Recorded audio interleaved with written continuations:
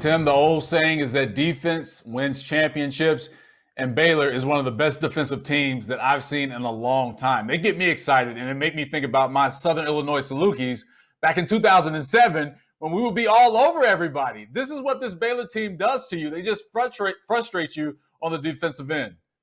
Yeah, the word that comes to mind when I watch them defensively is relentless.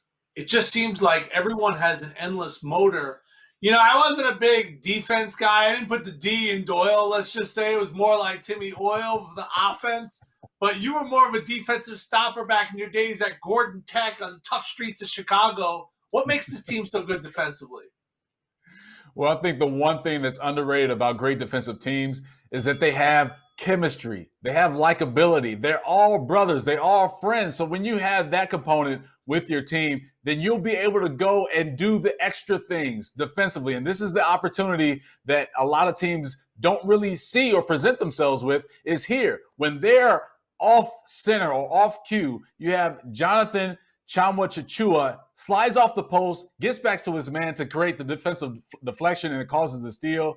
And one of the best scoring guards in the country is Jared Butler, and he gets that. So their defense is top notch. I think they can lock down a couple of NBA teams. What do you think, Tim? You know, that was what I was thinking when I was watching, especially on a play like this. Check out the recovery. You know, I'm always looking as an offensive player. I was like, all right, where am I going to get my shot off? There's a miscommunication on this individual play, and you got someone who switches when they're not supposed to switch. But check out the recovery here, Cam. Yeah, all over the place. It reminds me of Rocky IV when Rocky goes back to the corner after that first round with Drago, and he's like, I see 3 of them out there. I'm sure that's how Kansas felt against Baylor. It's like, no, we don't see 5. We feel like we see 10 players out there because Baylor is always up the line, getting deflections like that, and here's where the deflections and the points off turnovers come for this team. They just come at you in waves. Yeah, they're able to really take your mistakes and make you pay for it. And, you know, I've played with some dominant centers, and as a defensive player out on the perimeter, it gives you the confidence.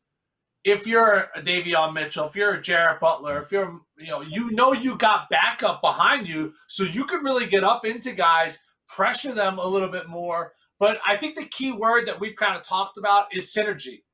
These guys are on the same page, not just defensively, offensively.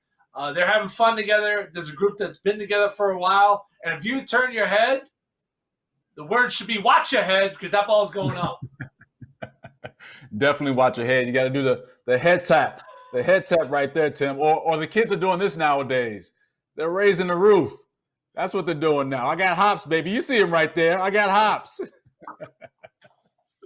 Yeah, they have all of that and a bag of chips. I mean, Scott Drew's team, I think, is the most ferocious defensive team. And that could be the matchup. If they get Gonzaga, they have the athletes to frustrate Gonzaga, take them out of their offensive rhythm, maybe push them to things they don't want to do. I think if there's any team that could beat the Zags, you're looking at them right now.